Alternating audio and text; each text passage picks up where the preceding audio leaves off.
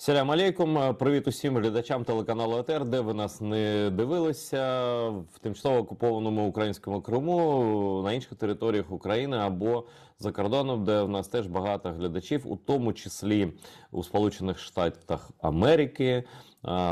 І саме звідти сьогодні долучився до нашого етеру мій гість, відомий дуже проукраїнський американський блогер, і одночасно, як мені сказали, депутат окружних зборів округу року штату Вісконсин, тобто політик американський, Юрій Рашкін. Привіт, Юрик. Привет, Айдар, спасибо за приглашение. Слава Україні. Смерть ворогам, героям слава. І я спочатку просто хочу, може хтось іще тебе не знає, про тебе не знає. Ця людина не просто там проукраїнська на словах, а людина, яка щодня працює на інтерес України, на те, щоб донести українську точку зору до американців пересічних, як нас кажуть, а так само одночасно працює на те, щоб донести те, що відбувається в Сполучених Штатах, до українців, і в якнайшвидший спосіб. І Юрій Рашкін співпрацює з відомим аналітиком, також моїм часто гостем, і він теж скоро буде в великому інтерв'ю зі мною на АТРі, з Ігорем Айзенбергом. Ви разом вже зараз працюєте, я правильно кажу, і ви перекладаєте новини, ти читаєш, він перекладає там текстом, і ви разом берете інтерв'ю тощо, і це все викладається на твоєму каналі Рашкін Репорт. Якщо є якісь інші проекти корисні для України, кажи, будь ласка, нехай люди знають.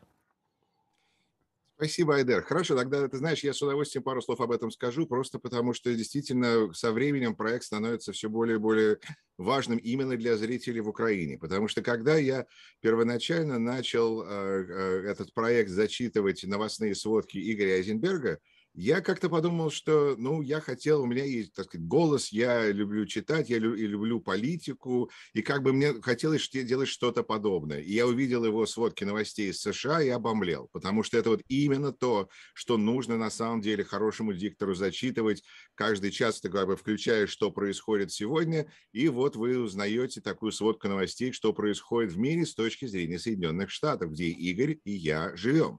Поэтому я был просто рад начать как бы зачитывать это, и это стало для меня такой определенного рода гимнастикой для голоса, гимнастикой для, как бы, так сказать, собрать все, что происходит, потому что я тоже читаю газеты и слежу, и поэтому я знаю, что то, что пишет Игорь, это правда. Это просто факты того, что происходит в Соединенных Штатах. Это еще подтверждается тем, что это очень легко проверить.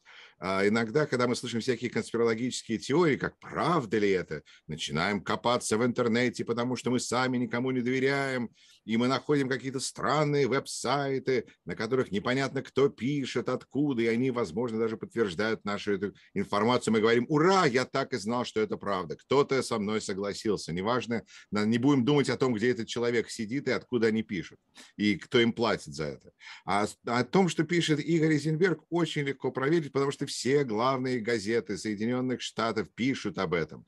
Можно иногда спорить с оценкой. Я, так сказать, ни с кем на 100% не согласен, так что это нормально, но нужно включать критическое мышление, и я думаю, что очень многие люди как раз согласны с именно оценкой Игоря, как он трезво смотрит на события. Но я начинал это, потому что мне хотелось рассказать людям в мире о том, что происходит в Соединенных Штатах. Наша местная политика, наши выборы, когда начались все импичменты Трампа, это мне показалось достаточно важно, хотя уже даже в первом импичменте было видно, что Украина играет достаточно большую роль. Хорошо, как бы продолжаем, и одно за другое, 6 января, большие события и так далее. И тут вдруг стало понятно, что Россия вырисовывается не просто как угроза, о которой я всегда думал, как человек, который родился в Москве и вырос, и был вывезен из Советского Союза родителями, и всегда понимал эту угрозу просто инстинктивно, мозгом, как многие, если не все, кто покинули Советский Союз, что бы они ни думали о Путине, что бы они ни думали. Очень часто, мне кажется, люди все-таки несут в эту опасность. Мы не хотим жить в Советском Союзе. И это хорошо, это здравый страх за существование. И вдруг этот монстр из почти прошлых мультиков вернулся в мою жизнь и стал атаковать мою новую страну, где я живу. Это разница между родиной и домом, которая мне всегда казалась очень важной. Люди говорят, ну это же твоя родина. Я говорю, нет, роддом, я там родился, я этого не отрицаю. Хотя у них там проблемы отдать мне даже свидетельство о рождении, там это бюрократия, кошмар. Но тем не менее, я не отрицаю, я родился и вырос на Патриарших прудах. Но мой дом в Соединенных Штатах, мой дом, штат Висконсин, мой дом, город Белойд, и это моя честь представлять мой округ в нашем окружном собрании как политика местного уровня. Поэтому для меня это все стало очень персональным и важным, и я рад, что эти новости из США и слушают, и читают все больше и больше людей, пока YouTube не запретили в России. Я как раз хочу, чтобы там как бы люди, во-первых, понимали, что тот бред, который им несут из Останкина, это бред, а с другой стороны, чтобы те, которые думают, что они окружены полными идиотами, понимали, что они не одни, что есть другие нормальные люди, что это не просто один человек, который застрял в этом аду под названием сегодняшняя Российская Федерация, Russia Today. Но это они не одни, есть другие люди, которые тоже здравомыслящие, которые тоже имеют вот эти западные, то есть демократические ценности. И это для меня стало очень важной задачей. И спасибо тебе и всем, кто помогает доносить информацию до людей. Спасибо, Юра. Раз уж ты политик, то тебе могу вопрос этот задать. Конечно, ты политик не федерального уровня, как Виктория Спарц, который происхождением, вот ты из Москвы, тебя родители вывезли, она уже взрослым, ну, по-моему, совершеннолетним человеком уехала из Чернигова. Вот. По Украине прокатилась волна разочарования ею из-за того, что она была в числе тех 206, по-моему, или 208 конгрессменов и конгрессвумен, которые проголосовали против военной помощи Украины. Верна ли эта формулировка? Во-первых, я хочу уже было объективно. Против военной помощи как таковой они голосовали, или против там Байдена, или против чего-то. И вообще, как ты оцениваешь такое, да, когда уроженка Украины, человека, у которой точно тут есть родственники, но это ее страна, да, идет война геноцидная, и вот она так голосует. Причины, и правильно ли это оценили? Может быть, в американской системе политической это по-другому смотрится? Очень интересный вопрос. Ты знаешь, даже американцы меня иногда спрашивают, говорят, Юрий, а вы гражданин Соединенных Штатов? И тут же все те, кто стоят со мной, говорят, ну, конечно, как же нельзя же быть политиком в Соединенных Штатах, не быть гражданином. Да, я гражданин Соединенных Штатов, другого гражданства у меня нет. И я, с одной стороны, очень горд и рад, что человек, который с постсоветского пространства так хорошо сумел влиться в американскую политическую систему. Это круто. Но это крайне редко, этого почти не бывает. Тем более она имеет поддержку там на округе, по-моему, 68 или даже 73%. То есть какая-то колоссальная поддержка для неамериканки вообще в первом поколении вот, американки. Да, да, и это опять же много говорит об украинских женщинах, которые намного, мне кажется, более активны в выражении своих чувств и эмоций, но при этом продолжают выглядеть как белые люди, а не латиноамериканцы, скажем, вот женщины из Латинской Америки известны своим темпераментом, и мы тоже видим, как они повышают свой статус в американской политике. Нужно думать и заботиться о других в принципе. Это большая проблема для людей из постсоветского пространства, потому что они как бы привыкли закрываться, что вот моя дверь – это конец того, чего я могу контролировать. Поэтому я за эти пределы даже выходить не хочу. Кто его знает, что там происходит? Я не хочу этим заниматься. Политика – это для других. А вот Виктория Спаркс так не подумала. И это хорошо. Она подумала, что нужно заниматься, что она может повлиять на ситуацию. Хотя я уверен, что когда ее люди увидели и услышали, они сказали, как сказали мне, вам нужно избираться. Я, правда, не понимал, до какой степени многим людям, которые в какой-то степени неравнодушны, просто говорят, знаете, идите с вашими идеями, избирайтесь. И это в каком-то смысле тоже оправдано. Но я избирался, и так же, как Виктория Спаркс, нас обоих избрали. И да, очень разные уровни, и хотелось бы быть... И, понимаете, мне говорят, Юрий, вы не можете быть президентом. Я говорю, не могу, я не родился, я свободен как политик от этой амбиции. Я не могу быть президентом, да и вице-президентом не имеет смысла быть, потому что главная задача вице-президента – стать президентом. Значит, это единственная не задача, а его роль, что если президент не в состоянии выполнить, то тогда вице-президент на место. И тогда, значит, я не могу. Виктория Спарс, у нее те же лимитации, как и у меня в этом смысле. Она натурализированная гражданка. С другой стороны, она находится в республиканской партии, а я нахожусь в демократической партии. Хотя позиция моя не партийная, и это я хочу четко обозначить. Я не знаю, я как-то могу догадаться вокруг нас, из 29 наших и других депутатов, нас 29, то, что должен быть нечетный номер, чтобы не было ничьи. Значит, один, так сказать, некоторые демократы, некоторые республиканцы, но перед нашим именем не стоит вот это вот R или D в скобках, как полагается в партийной ситуации. У нее стоит. Это для нее на самом деле и плюс, и минус. Потому что, с одной стороны, это большой плюс, потому что она часть команды. Она влилась в республиканскую команду, за ней стоят большие деньги, за ней стоят большие интересы. Республиканцы настолько замешаны на идее вообще лояльности к своим, это просто, это вот их проблема, связанная с этикой силы, к которой я еще дойду. Но они готовы поддерживать своих, что бы это ни означало. У них сейчас только что избрали конгрессмена, он врет обо всем. Патологический лгун. Он даже сказал, что он проголосовал за что-то, что он не мог голосовать до его назначения. Он там проголосовал против пакета за 2 триллиона долларов, его там не было. Он врет каждый день, у него что-то происходит. Но его республика, его зовут Джордж Сантос, он из, кажется, Айленда, как Лонг-Айленда. В Нью-Йорке там ребята, я уверен, его еще даже лучше знают. Он сказал, что у него и мать умерла на 11 сентября, и что у него какие-то еврейские корни. И, в общем, намешал всю, и что, в общем, рассказал всем. Его поддерживают, потому что он республиканец. Он наш сукин сын, и мы ничего не можем по этому поводу делать. Они могли бы высказать, знаете, мы не можем вас исключить из Конгресса, вас избрали, вы на 2 года в этом здании. Но они могли бы сказать, слушайте, мы не будем вам давать никаких заданий в комитетах, вы нарушаете как бы наши стандарты, мы не хотим, чтобы люди думали, что вы такие, как вы. А они не против, потому что он наш. И Виктория Спарц, она наша. И она, значит, теперь должна, с одной стороны, быть как они, но она может врать. Она может, мы видим, Джордж Сантос, так сказать, показывает, что правда здесь абсолютно вторична.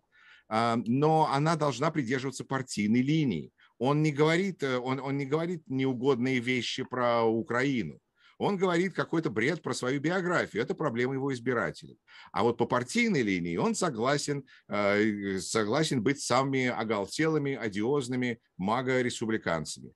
И я, как демократ, наблюдаю с большим интересом то, что происходит в республиканской партии, потому что это гражданская война не в моей партии. Поэтому я смотрю, там такой шум, оттуда вылетают какие-то такие и думаешь, так, интересно, к чему это приведет? Страна-то выживет? И непонятно до конца, потому что это очень серьезные люди с большими, так сказать, интересами. Виктория Спарц оказалась, мне кажется, в тяжелой ситуации, когда она, я уверен, поддерживает Украину и хотела, я не думаю, что она агент Путина или что-то такого типа. Она просто вот понимает, что, во-первых, она поддерживает Украину, и она считает, что она лучше всего поддержит Украину в республиканской партии сегодняшнего дня. Это печально, потому что мы видим, что республиканскую партию, в принципе, контролируют сейчас самые оголтелые ее члены, потому что без них, у них нет большинства. И чтобы удержать это большинство, власть важнее того, чтобы делать правильные вещи. Понимаешь? Я перевожу. И хотя я уверен, что зрители и слушатели твои знают это, и это звучит относительно знакомо, потому что партия, которая не хочет заниматься управлением государством, а просто хочет разрушить то, что происходит вокруг, и таким образом выиграть на следующих выборах, я думаю, это знакомая идея. Вообще люди, которые разрушают, а не люди, которые строят. Ну, то есть, Юр, то есть, в принципе, то есть Спарц не против Украины, она голосовала, потому что они хотели бюджет там изменить, какие-то условия поставить демократической партии или что-то. Понимаешь, она не против Украины, но она не может ее поддержать так, как ее нужно поддерживать. Как говорит Джо Байден, не говорите, что мне важно, покажите мне ваш бюджет. А она говорит прекрасные вещи, но она не может поддержать бюджет, потому что ей, так сказать, она потеряет поддержку. Вот тут она абсолютно зависима.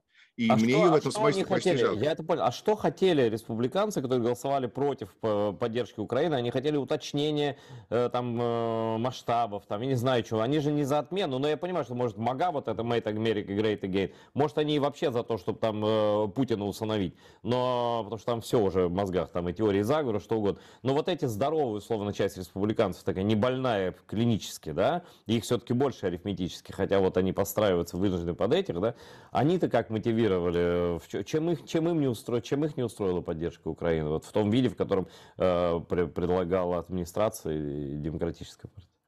Понимаешь, это прекрасно, усыновить Путина. Это надо запомнить. Республиканцы застряли, потому что вот этой ситуации, которую ты описал, без безумных у них нет большинства. И теперь они, значит, должны рационализировать себе этот страх. Например, они все ужасные, и они все ужасные. Это вот одна из рационализаций. Или в данном случае с Украиной они говорят, надо проверить, как они тратят деньги. Ну, знаете, Украина исторически коррумпированная страна, и это мы им не доверяем. Это я еще делаю как бы с таким почти уважением. А Такер Карлсон просто смеется. Просто смеется и над Зеленским, и над украинским народом. Я перевел, озвучил один его ролик, потому что мне было важно, чтобы люди, когда вот Зеленский приехал и выступил перед Конгрессом, чтобы люди услышали, как об этом говорят республиканские пропагандисты. Я поставил у себя на канале в ТикТоке, и который у меня ТикТок сейчас взорвался. Я не знаю, что там происходит. Эти китайцы, это кошмар какой-то. Но мой канал они решили там продвигать. Видимо, потому что там очень много мусора, но люди все-таки хотят услышать информацию. И с одной стороны, я увидел, что люди были как бы поражены наглостью и тем, как республиканские пропагандисты вот говорят о том, что вот пришел к нам выпрашивать деньги, у нас самих мало, а вы хотите требовать, просите у нас, чтобы... И все стоят и как тюлени Ну, просто, аплодируют значит, Зеленскому. но смотри, но все-таки я понимаю, что в каждой стране есть какое количество безумцев. Ну, людей, которые верят в теории заговора, там, верят там, в то, что ковида нет и всякие другие вещи. Ну, да, это любой тебе психиатр скажет, да. Но все-таки, вот каким образом эти Такеры Карлсона и прочие пропагандисты, я понимаю, что они вообще слово в слово практически Соловьев, да? То есть это фактически просто англоязычные Соловьевы. У меня только один вопрос. А как они объясняют американцам? Ну, наверное, это как-то объясняли такие же примерно люди в момент начала Второй мировой войны, что надо ничего не делать, не помогать Англии там, и так далее, да? Наверное, как-то Договариваться с объясняют, да? Гитлером, да? Да, но вот как они объясняют американцам такую простую вещь? Ведь Байден абсолютно простые вещи говорит. Он говорит, мы не хотим мировой войны, это первое. Поэтому мы помогаем Украине. То есть вы хотите что, мировой войны? Ну давайте не помогать, грубо говоря, да? Второе. Мы не хотим усиления там, Китая, усиления диктатур. И совершенно очевидно, что сейчас та помощь Америки, которая, ну, все равно это капля в бюджете, это даже меньше капли в бюджете Соединенных Штатов, да, вот, что она все равно рациональнее, эта помощь сейчас, но это объяснить, мне кажется, недушевно больному довольно легко, чем потом бороться с последствиями продвижения России в Европу, экспансии, разрастания угрозы реальной и Третьей мировой войны, и мирового кризиса, и противостояния систем, и всего остального прочего и так далее. Вот как они это логически объясняют людям? Ведь сейчас вот то, что делает Байден, это самый экономичный вариант, я прошу прощения за такое пошлое слово, да, циничное, поддержки Украины. Он работает, но он действительно не такой дорогой, как мог бы быть, как сколько стоил Афганистан, там в 100 раз больше, да, чем поддержка Украины, там и так далее, там все провалилось к чертовой матери, да, а тут все эффективно, ну, как бы Афганистан они не хотели проверить, республиканцы, там и так далее. Тут как-то вообще не работают эти сравнения. Вот как логика их объяснения, почему они не хотят помогать Украине? Что, в чем тут выгода Соединенных Штатов Америки, если хотя бы на 5 лет вперед посмотреть? Во-первых, я хочу обозначить, что я Соловьева не слушаю, поэтому если то, что я Я говорю не про слушаю. Такера Карлсона, кого-то напоминает Соловьева, это Но просто это я потому, сказал, просто если он высмеивает украинский народ, то я больше никого не буду говорить. Да, абсолютно. В этом, ну, просто это сделать, понимаешь, Соловьев это сделает с такой ненавистью, в этой челюсть такая у него, такая вот, это как бы другой посыл, мы можем вас задавить. А Такер Карлсон просто мальчик из престижной школы в белой рубашечке с бабочкой, который сидит на заборе и хихикает. И это просто как-то иногда, с одной стороны, трудно сравнить, но они... Да, посыл один и тот же, я согласен.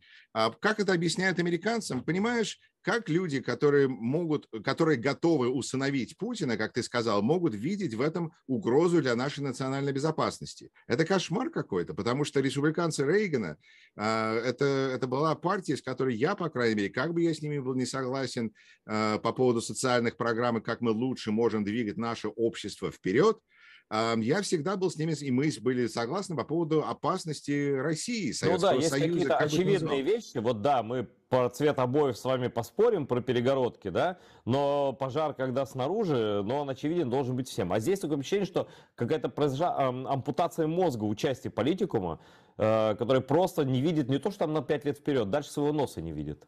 И причем Это, не это, боится ка- это это, демонстрировать.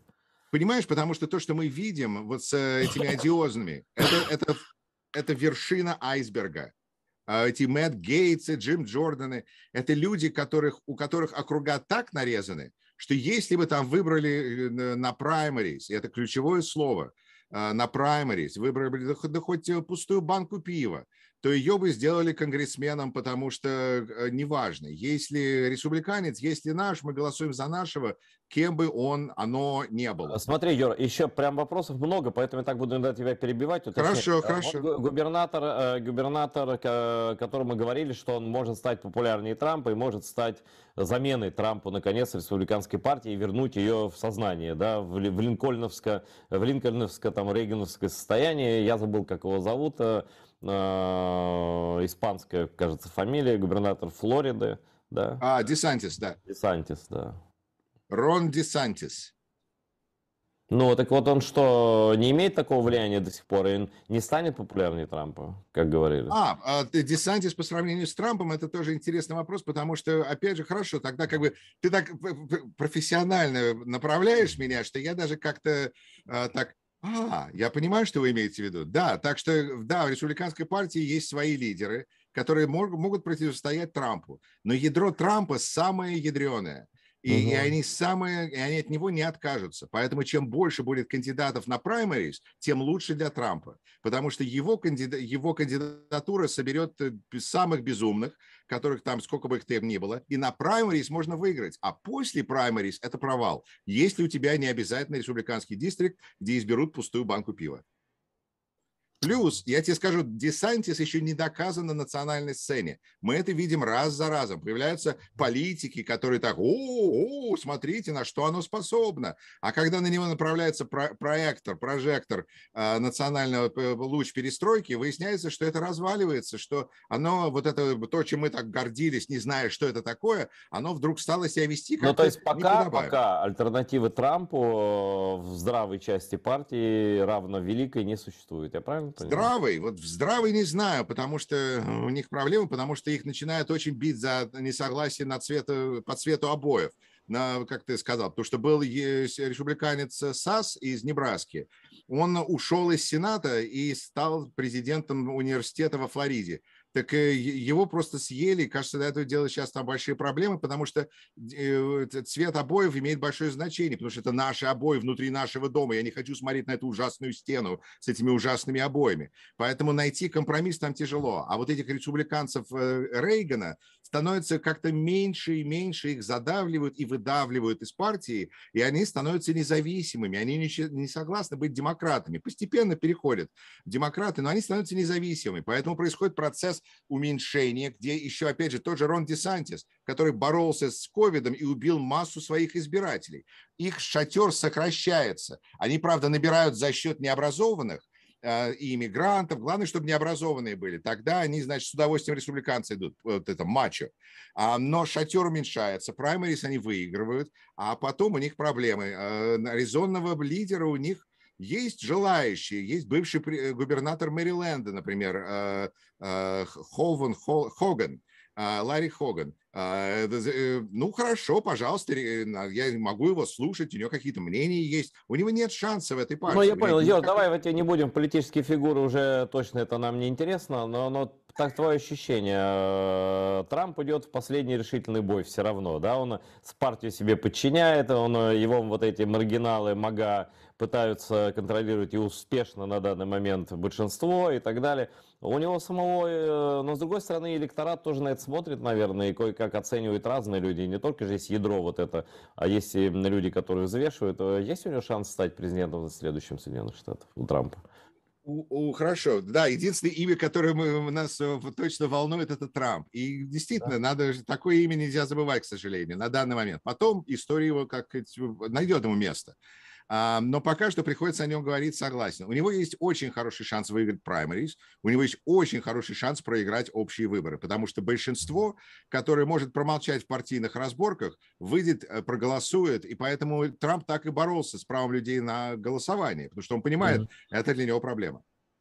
Ну, то есть, все-таки он скорее является большей угрозой для республиканской партии, чем для Соединенных Штатов, на твой взгляд? Пока что, потому что, как мы знаем, это, так сказать, высказывание такое, что Трамп убивает все, до чего он дотрагивается. На данный момент он дотрагивается до республиканской партии. Как он сказал, я, говорит, могу схватить за любое место, потому что я знаменитость. Вот он сейчас схватил республиканскую партию за это место. Боже мой, боже, храни Америку. Я тебе хочу сказать, а вот как ты объяснишь такую разницу? Вот русские всех называют англосаксами, это у них как пугало такое, да? Ну, то есть англоязычные страны, британская система права, там, которая берет свое начало из римской, там все такое прочее, все прецедентное право, это все в комплексе, вот это англосаксонская, как русские говорят, система, да? Вот, неважно, там, королевство Британии или там союз республиканский, республик де-факто, да, значит, Соединенные Штаты. Почему в Британии такого нет? Почему в Британии нет такого Трампа? Почему в Британии даже партии, противостоящие друг другу, не делают это в таком накале страстей? И почему в Британии, где вроде говорят на том же языке, и в те же самые традиции в голове, в принципе, да, и поддержка должна быть демократии, там еще неизвестно где больше, там они всегда даже конкурировали, ну, как мать и отбившийся независимость, добившийся от нее независимости сын, да, там, или дочь. Вот Америка. Почему вот вроде такие близкие очень страны, а так по-разному внутриполитически устроены? Интересный вопрос, потому что начинали одинаково. В принципе, Магна Карта забрала какую-то власть у государя-императора 1000 лет назад, там сколько-то, и с тех пор постепенно эти корни демократии произрастают. Ты знаешь, вот с тех пор, как мы отбились от этой мамы Англии, очень в разные стороны мы ушли. И с хорошими намерениями, но теперь это, с одной стороны, как бы братские народы, но с другой стороны, у нас очень много разницы, потому что просто как бы, ну, как акценты развиваются. Когда ты живешь в одном месте, человек живет в другом месте, постепенно своя культура развивается, свои уставы, свои обычаи, свои законы. И в Англии, насколько я вот наблюдаю отсюда и в Соединенных Штатах, избавиться от закона, нарушающего политика, потому что Бориса Джонсона не взяли за его поддержку Украины, и Бориса Джонсона взяли за, так сказать, нарушение законов в порядке, который он сам ввел и поддерживал по поводу ковида, да и дополнительные нарушения.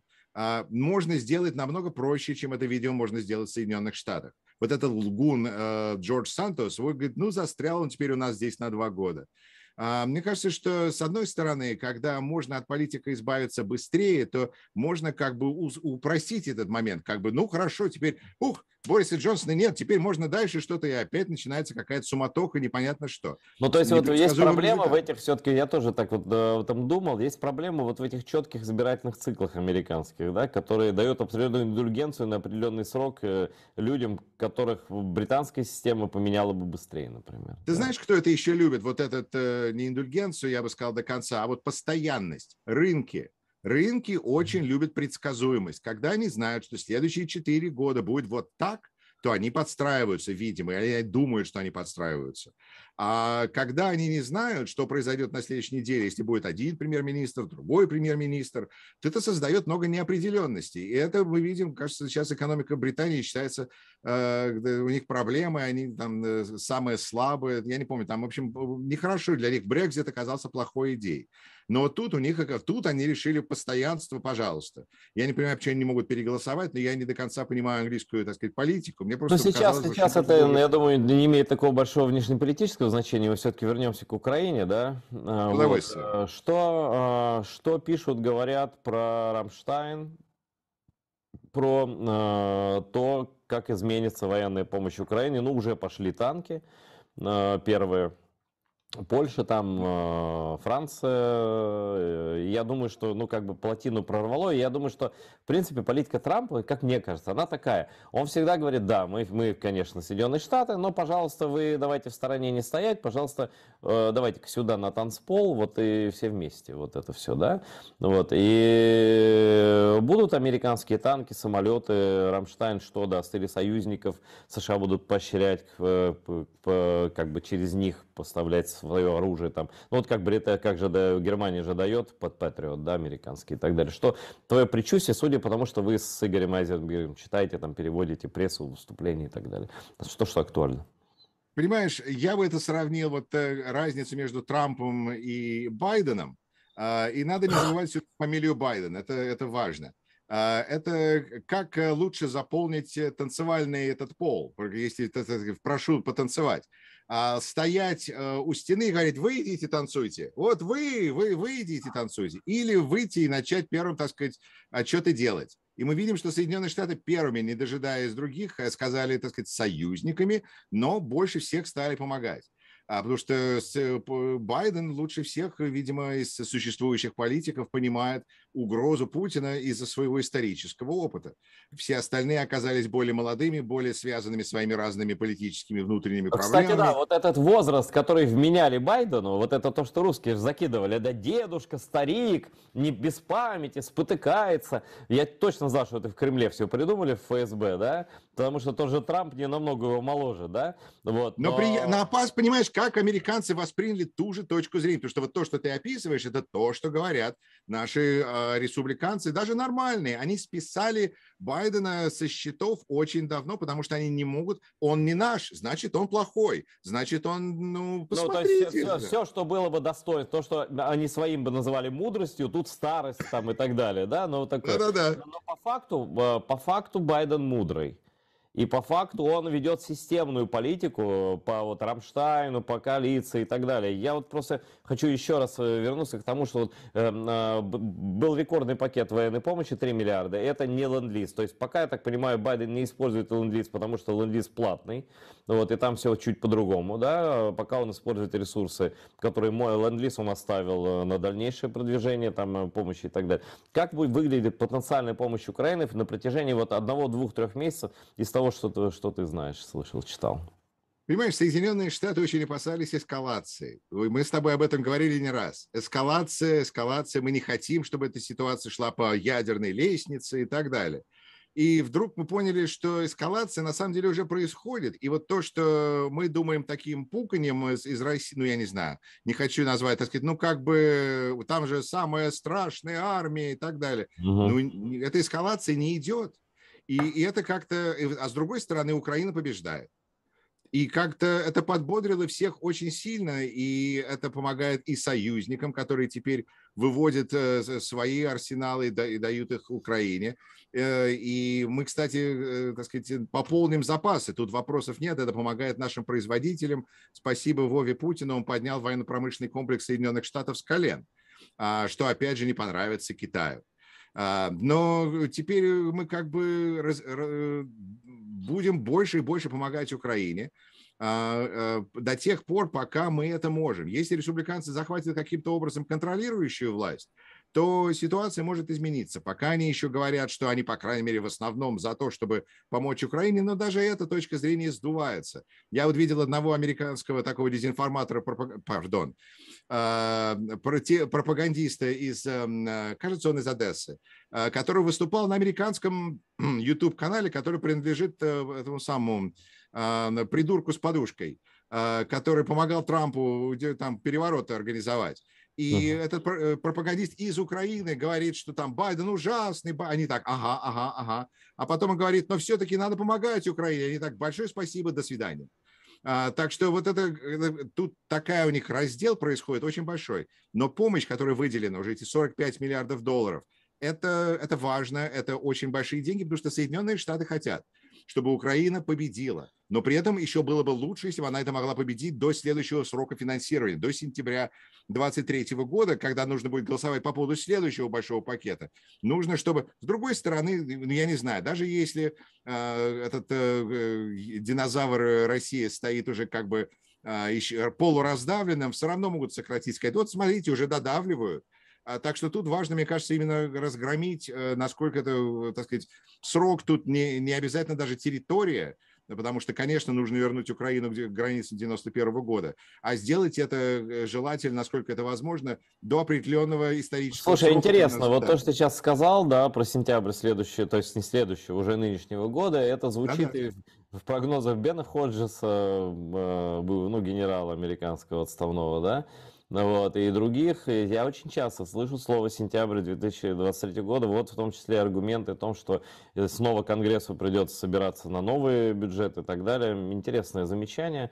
Но я надеюсь, что... Я тебе скажу, что, понимаешь, логистик, потому что Бен Ходжес, он логистик. Он как бы видит, что нужно сделать, чтобы добиться определенного результата. Нужно сделать вот так, и вот так, и вот так. А то, что Россия не делает вот этого, вот этого, вот этого, то они получат вот эти результаты. Не, ну тут очевидно совершенно одна простая вещь, что сейчас украинская армия готова воевать, и она умеет воевать. И она знает, как воевать, и воюет она на своей земле. Вопрос только один. Средства для того, чтобы нивелировать, и нивелировать с гандикапом, да, преимущество русских в резерве людском. Потому что они будут кидать. Понятно, они уже кидают. Вот Солидар, пожалуйста, и Бахмут. Они кидают огромные человеческие массы. И это чисто физически сложно, когда у тебя не хватает снарядов, когда у тебя не хватает ракет, чтобы поражать их базы, вот как в Макеевке. Поражаем, да, но просто чем больше, тем лучше, да, база скопления, чтобы они не скапливались нигде, чтобы они не образовывали большие кулаки ударные, да, вот Зеленский там вчера объезжал там области севера Украины, там запада, где может быть потенциальная угроза, там желание Путина отрезать от Польши, там, ну вот это вот все, да, вместе. Вот, то есть нужно иметь просто дать Украине кулак, дать Украине колеса, дать Украине стволы, дать Украине патроны и снаряды, да. Но это, по-моему, наименьшее и наипростейшее, самое простое, что может сделать Соединенные Штаты и Западный мир, не вмешиваясь непосредственно в эту войну. И причем и не затягивая. Есть такое понимание, что нельзя это затягивать, потому что это вообще системный кризис всего мира. То есть Путин и добивается затягивания. На самом деле он, наверное, уже понимает, что он не победит блицкригом. Но сейчас он взял, он говорит своим, что мы будем воевать долго, а там и Трамп придет, а там и рак на горе свистнет и так далее. То есть, если враг рассчитывает на это, то действие, наверное, должно быть противоположным направлению. Значит, надо быстрее его ставить на место, потому что он рассчитывает на изматывание. Но это моя версия такая. Прав я, не прав, я не знаю. Ты скажи, что ты думаешь? Понимаешь, с одной стороны, конечно, Путин, да, рассчитывает на изматывание. С другой стороны, когда ты смотришь, как на его главное оружие это мороз, то это говорит о его, видимо, возможностях. А третье, что я хотел бы очень важно отметить, это то, что тут не только вопрос снарядов, не надо упрощать. Сейчас самый большой вопрос – это как передать Украине более мощные оборудование и оружие, которое нужно знать, который не просто поставил снаряд и выстрелил. Я не хочу упрощать даже эту работу. Но то, что нужно обучение. Ну мы сейчас переходим в невероятную образовательную кампанию. Да, через неделю отправляется еще 500 человек там учиться на патриотах, по-моему, еще что. В принципе, обучение, логистика, это, конечно, вроде как выглядит сложно. На самом деле, военная техника, она Да, это самое важное сейчас, это обучение и логистика. Она, в принципе, адаптированная для людей с интеллектом, но без каких-то там ультразнаний, да, с одной стороны. С другой стороны, действительно, тренировка нужна, но это вопрос месяцев, это не вопрос там лет каких-то там или там полугодий. Это можно сделать вот прямо, ну, не вздовзи, там, я не знаю, как по-русски это сказать уже, скоро. Ну, даже если американский двоечник может это, видимо, освоить за более года, то я думаю, что мотивированный украинец может это сделать очень быстро. И просто тут еще третья проблема, потому что когда все начинают поставлять разное оружие, то все это нужно знать, и всему этому нужно образовываться. Знаешь, я тут был на Новый год у наших артиллеристов в определенных местах, вот, и я слушал прекрасный новогодний салют. Сначала крабы били польские, они очень громкие, там просто, они далеко от нас были, но у нас стены тряслись. Вот крабы, это выходы, это не то. Я думаю, если они так вылетают, то что ж там где прилетает-то вообще? Потому что все вот так тряслось. И Хаймерс, они так более нежно, они как вот так, знаешь, как Шух, как-то, я не знаю, это не передам. Наши отвечают очень хорошо. То есть это говорит о том, что, в принципе, украинские военные, ну, это не какая-то огромная проблема. А если обучать по 500, по 600 человек, которые потом за неделю, за две обучат и 5 тысяч, и 10 тысяч, и 20 тысяч, то, в принципе, ну, это же понятно, как это в армиях работает. Было бы желание передавать это оружие, которое не даст им просто выстраивать вот эти как они любят, да, вот эти фронты выстроить и попереть по трупам собственных, Но к трупов, чему это да. приведет? Это приведет к тому, что Россия получает практически армию НАТО у себя на границе. Так а что де-факто Украина это не армия, не армия НАТО, что ли? Ну, Ну вот де-факто, мы сейчас да. срочно образовываем Украину. И, кстати, насчет грома выстрелов, это, во-первых, очень интересно мне. А во-вторых, мне это еще говорит о том, что я буду не удивлен, если когда был дизайн Хаймарса, говорили, знаете, нужно, чтобы солдаты не оглохли, а то это еще будет стоить. Да. Давайте как бы это, подумаем об этом. Но слушай, насчет что-то оглохнуть. Вот у меня, например, ну не буду говорить, кто там, неважно. Даже если из стрелкового оружия стреляешь часто вот без наушников, да, то ты уже глохнешь. И это необратимо. А я не знаю, как с этими крабами стоять, но я думаю, что там какие-то наушники размером там вот в пуховые подушки прилагаются, потому что там реально земля трясется просто. Эти польские крабы, это какое-то страшное еще и психологическое оружие просто. Реально страшно, даже когда они выходят. Земля трясется. Ну реально, то Это, есть да, это моя, как и в коробке, это в коробчонке, это самое едет, Мгм. когда... Коробчонки едет смерть кацапская, вот. И то, что вот эта тактика, на самом деле, не дать им выстраивать порядки и налаживать логистику, это то как раз, что может снивелировать их способность, вот их преимущество в бесконечном мясе, да, у них же действительно зэков одних может там миллион, там, я не знаю сколько, да, их там кладут их. Ну, чтобы, Да. знаешь, когда в России говорили, всех не арестуют, арестуют и на фронт пошлют. Фу, да вообще. Да слушай, да и желающих пока полно, они же не осознают еще до конца всего. То есть нужно оружие, ракеты средней, большей и дальней дальности, чтобы И, поражать. кстати, в Ну, этом все смысле понятно. пропагандисты помогают нам, потому что когда они создают у них ощущение, что они продолжают выигрывать, и они уже давно проиграли, то это как бы упрощает задачу в каком-то смысле. Ну, дай бог. Просто сейчас вот конкретно идут очень тяжелые, тяжелейшие бои в Солидаре и в Бахмуте. У меня там присутствуют мои друзья, и я знаю просто, там бои идут, ну, на расстоянии, там бывает 20, а то и 3 метра. Вот, например, то есть там уже, там пехотные бои, то есть там артиллерия уже отработала, снесла все, что можно было снести, и там уже как бы вот так, да. Но это все к тому, что когда идут такие бои, да, всегда огромные потери. Мы ценим своих бойцов, и нам это вообще... А они гонят вот это вот, ну то, что им совсем и самим-то и как бы все равно, да. Ну, понимаешь, да, понимаешь, это вот я хочу тогда вернуться тут быстро, вот обозначить то, что я называю этика силы и этика хорошего поведения. Украинцы оплачивают людей, плачут по людям, скорбят о людях. Россияне страдают о потерянных танках и вооружении. Для них это крайнее выражение того, что сила – это главное. Если у тебя есть сила, то ты можешь делать все, что угодно.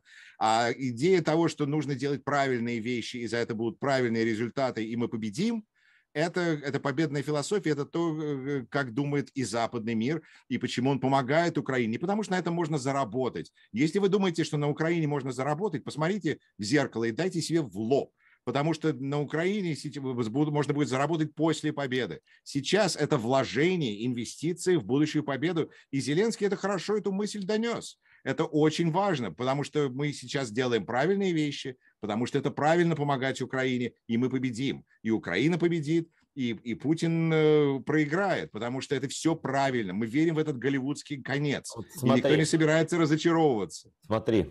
Да, вот голливудское кино, оно, кстати, от европейского отличается тем, что оно не депрессивное, что оно всегда, все Ну, классические... конечно, его показали публике, которая сказала, это мне нравится, перед тем, как выпустили на рынок. Тест публика. И тест публика Но вообще выбирает это всегда нормально, хэппи-энд. когда людям нравится, что добро побеждает. Я не отрицаю артхаусное искусство, но это как бы так, да. В целом всем нравятся фильмы типа «Патриот», типа там таких вот, Ну да. вот разница. Могла бы публика выбрать, чтобы самый сильный победил. А если сильный не победил, но мы все равно победили, это победа? Понимаешь, вот тут разница в ценностях все-таки имеет значение. Не только Терминатор победил. Терминатор может сгореть, но добро победило. Смотри, Юр, вот это, как ты оценишь и расшифруешь этот посил, который сделав вчора президент Зеленський? Він сказав під час церемонії Золотого Глобуса, це я не кіноман, але це друга премія після Оскару, здається, так? Така американська теж, вона всесвітня, американська, звісно, як усе кіно. Він сказав там дуже чітко, виразно. Під час Першої світової війни загинули мільйони людей. Друга світова війна згубила десятки мільйонів життів. Третьої світової війни не буде, наголосив Зеленський. Це не трилогія. Україна зупинить російську агресію на нашій землі. Ми зробимо це разом з усім вільним світом. Я сподіваюся, що ви всі будете з нами в день нашої перемоги. Слава Україні! В чому тут меседж і до кого, крім кіноаудиторії, це адресовано? Я в этом слышу, что дайте оружие, и тогда нам не нужны ваши люди, и вы победите. Вы можете победить, не используя вашу живую, самую ценную живую силу. Вы можете победить в Украине, дав нам оружие. Это то, что я вижу, и это хорошее сравнение, потому что это трилогии, Зеленский, война, да-да-да, это все звучит, это хорошо, и это тот же посыл, который мы слышали в Соединенных Штатах, когда он приехал и выступал в Конгрессе. Мы сами можем управлять танками и самолетами. И тут просто вопрос, в какой момент лопнет эта российская машина. И вот это, к сожалению, поскольку это болото, предсказать сложно. Поэтому мы считаем, что нужно победить до сентября. Мы делаем все, что нужно и можно, чтобы победить до сентября. Но в конечном результате даже Бен Ходжес не знает точно, сколько возможностей есть этих capabilities у России. Видно только, что их, видимо, мало, поскольку они не идут дальше. Казалось бы, такая армия, а вот они воюют, кроваво воюют за Бахмут. Так что это меньше пугает, эта эскалация идей растворяется. Но на что этот монстр способен, до конца мы еще, к сожалению, не знаем. Ну вот, чтобы быть готовым ко всему, значит, что он способен, я вот говорю, что Зеленский провел поездку по северным и западным областям Украины, показали и рассказали ему про линию обороны, про заградительные сооружения, там, про и так далее. Но даже вот просто посмотреть на линию фронта, да, то, грубо говоря, по всему периметру нужны хаймерсы, нужны грады, нужны гаубицы, нужно то, что останавливает колонны. То есть, чтобы малыми группами они могут воевать в Бахмуте, там, и в Солидаре они заходят, там, они такую тактику избрали, да, малыми группами, это они научились уже по ходу войны, но это не определяет все равно положение в целом на фронте, да, как говорят там аналитики. Вот. Но чтобы останавливать армады и колонны, нужна такая техника, которая их просто будет разносить чертовой матери, без возможности сконцентрироваться, наладить логистику и так далее. Но я думаю, что лучше нас это с тобой в Рамштайне понимает. 20 января Рамштайн, до этого будет встреча министров, значит, стран НАТО, и посмотрим, что будет. Надеюсь, что как бы не просто так Польша уже дала, значит, 10 танков этих Леопард, и все это пойдет. Держим кулаки, потому что это нужно не только нам, но и Западу. И единственное, знаешь, про что я тебя хотел спросить? Вот мы с Трампа начали фактически. Есть такие сорта людей, но в Украине сторонников Трампа стало мало. Ну, реально мало. Ну, есть, но мало. Ну, потому что он уже там настолько уже откровенно пропутинские идеи там толкал уже во время геноцида там и так далее. Никакого сочувствия украинцам, абсолютная неэмпатичность, абсолютное все вот это такое холодность и видно, что даже раздражение Украины. Скажи мне, вот что это заявление всемирный протрамповский интернационал болтунов, вот людей, которые, отрицая очевидные факты, да, продолжают рассказывать, что Трамп за Украину, что Трамп лучше Байдена, что я даже не про Америку внутри говорю, да, вот, что Трамп для мира лучше Байдена, хотя Трамп хотел и НАТО распустить, и все, то есть отрицают, называют черное белым, белое черное, сладкое соленым и так далее, и так далее. Как работает эта система и почему этих людей еще кто-то в мире слушает, ну, кроме вот их конкретно, вот их аудитории? Твоя версия как человека с другой стороны, как человека, который пытается показать вещи, как они есть на самом деле, в объективном трезвом виде. Это интересный вопрос. Мне кажется, что это ряд причин, и это большая относительная тема, которую я попытаюсь сжать как бы в ограниченные сроки. Во-первых, насчет того большого количества помощи Украине, я думаю, что посмотрим, где мы будем в марте, в апреле, в мае, в июне, потому что это снежный ком, который катится вниз, и внизу стоит, так сказать, и сметает этот ком путинскую режим и это мировоззрение. И когда не станет Путина, мы интересным образом заметим, что вот эти все экстремальные экстремисты по всему миру начнут терпеть большое поражение и крах из-за отсутствия финансирования, из-за отсутствия моральной, финансовой, политической, дипломатической поддержки, которую сейчас путинский режим дает экстремистам во всем мире, включая Соединенные Штаты. И поэтому поддержка, как эти болтуны могут рассказывать, что Трамп прекрасный, а Байден ужасный, это эмоции. Я, как преподаватель ораторского искусства, заявляю вам, эмоции правят миром. Мы вначале решаем, когда мы принимаем какое-то эмоциональное решение, а потом мы логически это объясняем, почему это так. Это видно на примере этих людей, которые решили, что Трамп ужасен, Трамп прекрасен, и теперь они реальность сгибают в это их мировоззрение. Или люди, которые ненавидят, я не знаю, это эмоциональное мировоззрение, в которое факты сгибаются, чтобы они совпали. Это печально, но если бы это не было так интересно наблюдать, и они не приносили такие просмотры, их бы не приглашали. И вообще это склонность публики в определенном смысле. Не хочу тут винить публику, но, друзья, когда вам говорят, что секретный договорняк, о котором вам сейчас расскажут, если вам расскажут, то это не секретный, и договорняков просто не существует в этом смысле. Ей могут быть какой-то договорняк, я не знаю, между диктаторами, но это тоже выглядит подозрительно и секретно, мы бы об этом не знали. И, так сказать, используйте критическое мышление, задавайте себе вопросы, не просто принимайте на веру. Ах, вот нам сказал человек из США. Юра тоже может ошибаться. Я просто вам доношу информацию, которую я знаю, как я ее вижу, и приглашаю вас порассуждать со мной. Но смотри, эти люди, видимо, просто выдают эту информацию, которую они видят. Ты говоришь да. про логику. Люди пишут, вот я открываю и читаю, да, и люди тоже читают. Путин провел совещание с членами Совбеза своего, обсудили, значит, возможности нападения с каких-то сторон. Путин выразил возмущение, это сказал бы есть другой вариант, ему сказали, что это не так. Он вышел, особо оставил у себя Патрушева, потом вот это. У меня, минуточку, а кто тебе это рассказал? Кто? Вот у нас мир до сих пор не знает ничего про жен и детей Путина, но ничего достоверного. Ну, я знаю про старших двух дочерей известно, но они просто давно родились уже там относительно, да, но вот и про жену, которую он развелся. А вот после этого абсолютно ноль, да, вот тут ничего не просочилось, как будто это важнее ядерной войны, грубо говоря.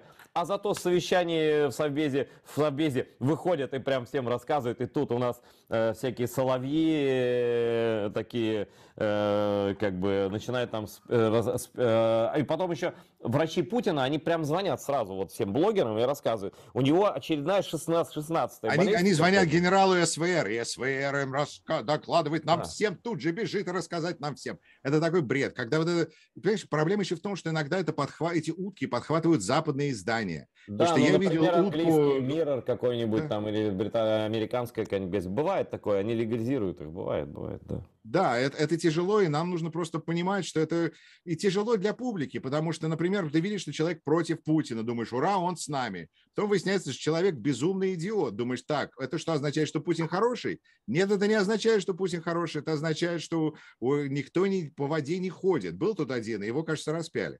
Так что спокойствие, просто принимаем логику и думаем 3 фактора в логике. Значит, резон, эмоции и кто этот человек, который нам об этом рассказывает, так сказать, кто он такой. И иногда мы слишком много веса вешаем на то, кто он такой. Смотрите, он бывший военный Соединенных Штатов, или он бывший советник Путина. Но это не означает, что он там, я не знаю, мог работать с другими, или его взяли за то, что он что-то знал. Или... Это разные, так сказать, нужно все равно продолжать думать, нельзя расслабляться. Золотые слова. Что я могу сказать? Ну, смотри, Юр, очень рад, что действительно и твоя аудитория растет, потому что твоя аудитория – это здравые люди, и очень важно, что ты разговариваешь с людьми, которые выходцы из СССР, в принципе, и которых достаточно уже много в Америке, и которые тоже голосуют, от которых тоже зависит судьба и выборы внутри Соединенных Штатов, и от них зависит, кстати говоря, и судьба и помощи Украине, но в определенной мере зависит, да. И они Ты имеют знаешь, я много... вот провел интервью с человеком, он военный американец, и он республиканец, но просто видно, что человек консерватор. Но он говорит, тяжелее и тяжелее быть из Украины и поддерживать республиканскую партию. Это тяжело. Я думаю, что, знаешь, в итоге, я вот по своему горько-сладкому опыту скажу, что иногда кажется, что на тебя обрушился весь мир, но потом вдруг раз, и выясняется, что правда побеждает. Я убежден, что надо делать то, что нужно, и результат все равно будет. Правда все равно победит. Никакому Трампу не удастся свернуть с истинного пути нацию, которая прошла столько испытаний и сыграла решающую роль в стольких войнах, и столько зла поставила на место. И это зло при ее помощи будет поставлено на место. Благодарю всех американцев, которые увидят этот эфир. Желаю им больше смотреть тебя, поддерживать вооруженные силы Украины. И спасибо тебе за твою личную поддержку и за твое неравнодушие. На все добре. Дивіться АТР далі. До новых зустрічей. Добро победит, иначе быть не может. Спасибо всем.